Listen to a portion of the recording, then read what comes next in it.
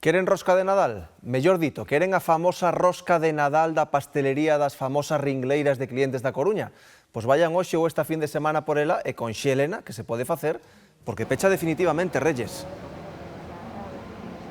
Sí, pecha definitivamente este domingo, pero quen queira chegarse aquí para mercar unha ou varias roscas, porque como di, se pode conxelar e consumir en Reis, ten que armarse de paciencia. Todos estes clientes nos contan que para poder entrar levan aquí agardando unha media de hora e media. Con todo, din que esta garda paga a pena porque os doces desta confitería, que ten 6 décadas de historia, teñen un sabor único e especial. Llevo más de una hora y se hace cola porque cierran el domingo y todos queremos pues tener el último trocito, que están riquísimas. É un sabor distinto.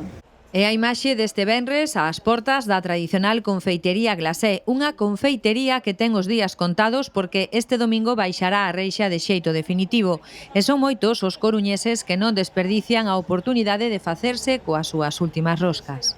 Ya tengo una congelada, ahora me llevo otra para tomar hoy, de despedida.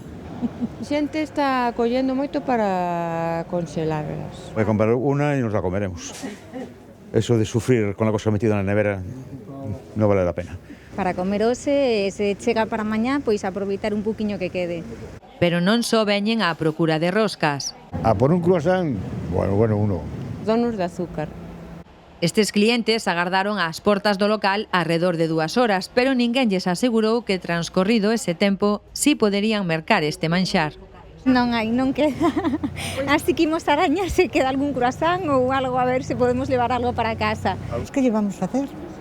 Non sei se volveré a intentar mañá, se non o sei. En este momento digo que non, pero non o sei. Igual pico outra vez e veño temprano. Son moitos anos de tradición, nada menos que 60, e moitos queren saborear estas roscas por derradeira vez. Antes de que cerren, que pechen, hai que vir. Mais que nada, xa non polo roscón en sí, sino polos recordos. Llevo años.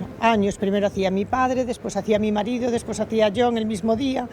Pues nos turnábamos en Navidad toda la mañana aquí. Dá moita pena. Con Glasé marcha a receita secreta da súa rosca e tamén as longas ringleiras que se repetían ano tras ano todos os nadais.